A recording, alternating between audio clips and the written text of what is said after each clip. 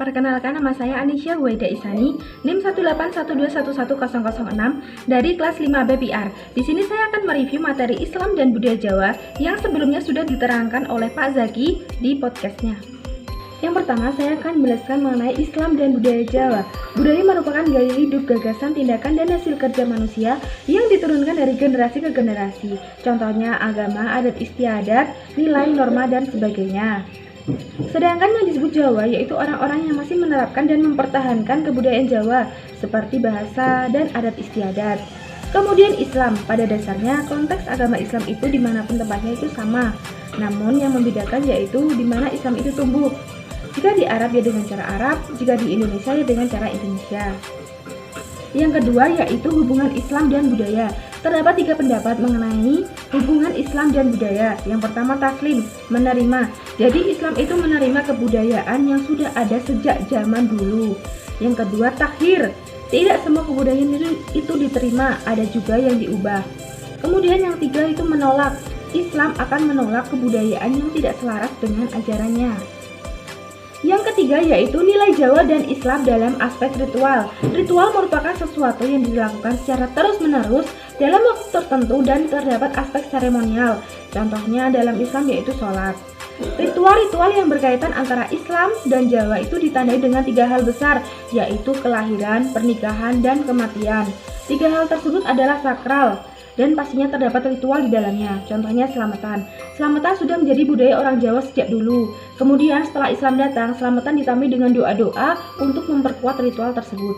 Yang keempat yaitu universalisme kebudayaan Islam. Jadi universalisme kebudayaan Islam yaitu kemauan untuk membuka diri dengan berbagai kebudayaan di dunia termasuk budaya lokal.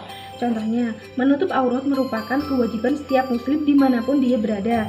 Namun menutup auratnya dengan apa itu tidak menjadi persoalan, mau dengan baju batik, mau dengan jubah, mau dengan sarung, hal tersebut tidak menjadi masalah, ganjarannya tetap sama, yang penting auratnya tertutup, pakaian itu tidak menjadi ukurannya. Yang kelima yaitu pribumisasi Islam. Pribumisasi Islam tergambar bagaimana Islam sebagai ajaran yang bersifat normatif dari Tuhan diakomodasikan ke dalam sebuah budaya yang berasal dari manusia tanpa kehilangan identitas masing-masing. Dengan demikian, keduanya akan memberikan corak. Karena sebelum Islam datang ke dunia, kultur masyarakat itu sudah ada terlebih dahulu. Selanjutnya yang keenam yaitu santri, priai, dan abangan. Menurut Clifford Geertz, masyarakat Jawa itu dibagi menjadi 3. Yang pertama santri, yaitu orang yang selalu mengamalkan ajaran Islam. Kelompok ini biasanya di bagian perdagangan. Kemudian priai, yaitu orang-orang yang memiliki kedudukan dan berpengaruh dalam masyarakat setempat seperti lurah, guru, pemerintahan, dan sebagainya. Kelompok priai itu biasanya berada di pemerintahan atau di daerah. Kemudian abangan, yaitu orang Islam namun tidak menjalankan syariat Islam. Tidak sholat, tidak puasa, dan animistik. Biasanya kelompok ini berada di bagian pertanian. Kemudian yang ketujuh yaitu dakwah Wali Songo. Dalam buku Atlas Wali Songo, ciri dakwah Wali Songo itu dakwahnya secara bertahap dan pelan-pelan. Wali Songo memanfaatkan elemen-elemen budaya yang tidak instan prosesnya. Dakwah Wali Songo itu selaras dengan kebudayaan seperti halnya dengan wayang yang awalnya hanya sebuah budaya sebelum Islam datang, dan setelah Islam datang digunakan sebagai media dakwah, namun cerita-ceritanya juga ada yang diubah. Sebenarnya antara Islam dan budaya itu bisa saling bertemu itu karena Wali Songo. Kebudayaan itu dijadikan sebagai media penyebaran dakwah. Kemudian yang ke-8 yaitu kejawen.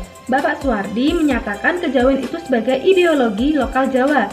Ideologi itu dilandasi oleh berbagai pengalaman yang mistik. Oleh karena itu, pandangan hidup kejawen tidak lepas dari praktik mistik.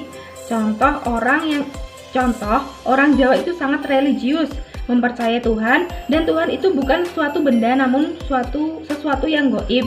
Kejawen itu bukan seperti hal yang mengerikan dan harus dijauhi, namun sebenarnya kita itu menjalankan nilai-nilai kejawaan dan mempraktikannya. Yang terakhir yaitu Islam dan Sufisme. Islam Jawa dan Sufisme itu ada yang disebut tindakan luhur. Misalnya makan itu terdorong rasa lapar. Jadi Sufisme Jawa itu mencukupi segala sesuatu dan bisa menahan diri dari nafsu dan sebagainya.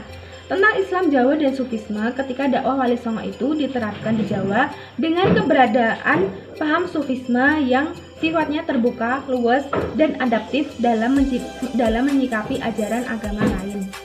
Sekian penjelasan dari saya, semoga bermanfaat. Jika ada kurang lebihnya mohon maaf. Wassalamualaikum warahmatullahi wabarakatuh.